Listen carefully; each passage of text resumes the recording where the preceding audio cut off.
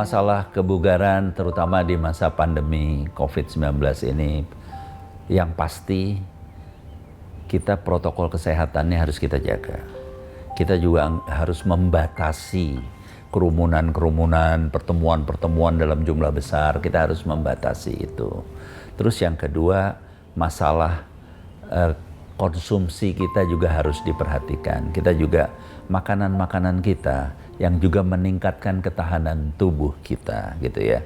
Di samping makanan-makanan yang sehat, saya terus terang aja saya minum jamu sih gitu ya. Saya minum jamu supaya saya juga tetap kuat gitu, karena ternyata jamu-jamu yang dari jahe merah, dari kunyit, dari itu tuh bikin kan cocok ya. Kalau kebetulan saya cocok ya, juga saya merasa enak di tubuh dan juga kita jadi confidence gitu ya gitu. Terus yang berikutnya tentunya kita juga berolahraga sesuai dengan usia dan kemampuan kita gitu. Saya tetap melakukan olahraga, saya melaksanakan, pasti saya jalan kaki, saya juga masih berenang, saya juga masih naik kuda, karena kebetulan saya memang orang yang cinta olahraga berkuda gitu ya. Jadi mulai kecil saya juga sudah berkuda. Saya juga pernah jadi jokinya kuda pacu saya dulu waktu saya kecil. Jadi kita nggak boleh terlalu mudah bersedih ya. Kita harus melihat masalah itu bahwa semua ada jalan keluarnya lah gitu ya. Tapi jalan keluar itu nggak akan ketemu kalau kita juga murung, kalau kita juga pas kita bersedih aja gitu, kita kayaknya kita nggak berdaya gitu, nggak. Ya kita yang harus membuat diri kita berdaya gitu loh. Jadi fighting spirit kita juga harus tinggi gitu ya. Kita bukan takabur, ancaman COVID itu sangat-sangat nyata dan sangat besar pengaruhnya. Tapi kalau kita mau mengelola masalah ini dengan baik, insya Allah kita juga bisa gitu ya. Saya kalau olahraga bela diri, saya taekwondo ya. Memang saya dari dulu memang saya suka taekwondo. Terus saya juga kebetulan saya juga pernah jadi ketua umum PBTI 8 tahun saya megang itu. Dan dulu zaman saya sekolah pun, waktu saya dulu sekolah di asrama saya, kebetulan sekolah saya di luar negeri, di Inggris waktu itu. Teman sekamar saya adalah juara dunia taekwondo. Yukahi itu dulu orang Korea itu kalau udah harus wajib militer. Waktu di Brunei dia ikut kejuaraan dunia junior, dia masuk. Tapi setelah dia sekolah sama saya, begitu dia lulus, saya pulang ke Indonesia, dia jadi pelatih di Amerika Latin. Dan saya dulu juga pernah juga tinggal di rumahnya pelatih judo. Sehingga saya juga judo juga, saya juga sangat mencintainya. Karena saya juga dipaksa juga, setiap hari saya dibanting juga sama dia kan gitu kan. Karena saya tinggal di rumah pelatih judo, jadi ada satu ruangan yang memang ada dojonya, ada matrasnya gitu. Ya tiap hari sebelum tidur ya kita digebak-gebuk. Kayak minimal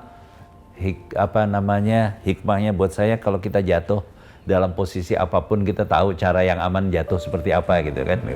Minimal anak-anak kita dibekali pertama olahraga yang dia sukai apa gitu. Kalau dia sukanya sepak bola, ya dorong sepak bola gitu ya. Tapi di samping itu dia harus ada satu bela diri yang dia kuasai. Kita harus punya jadi bangsa yang punya daya saing kuat. Competitiveness kita harus kuat supaya kita juga bisa hidup bersaing. Kita kan bermimpi Indonesia ini satu hari jadi negara nomor sekian di dunia. Di dunia olahraga ini, kita hanya memikirkan merah putih untuk atlet-atlet berprestasi.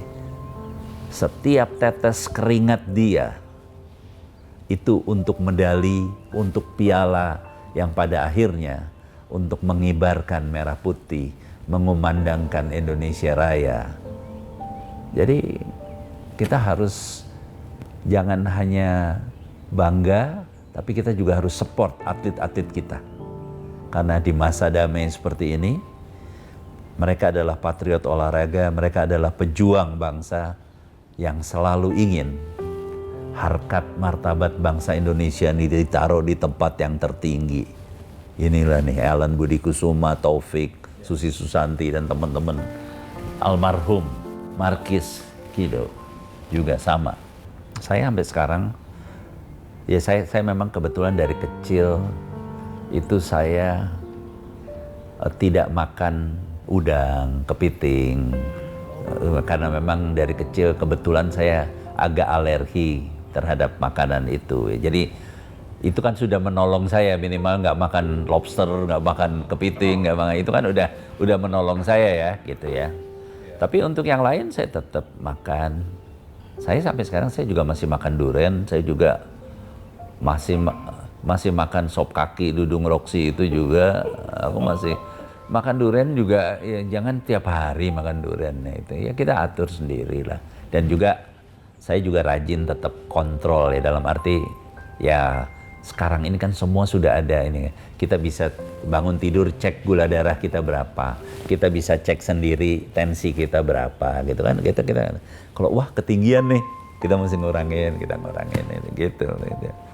Saya ingin anak-anak muda Indonesia, ikonnya adalah atlet-atlet olahraga kita yang berprestasi. Saya ingin anak-anak kita juga selalu ingin jadi orang-orang yang berprestasi, karena dengan cara seperti itu tidak bisa dicapai tanpa kerja keras, tidak bisa dicapai tanpa disiplin. Tetap semangat, Indonesia ini besar, Indonesia ini terlalu kaya,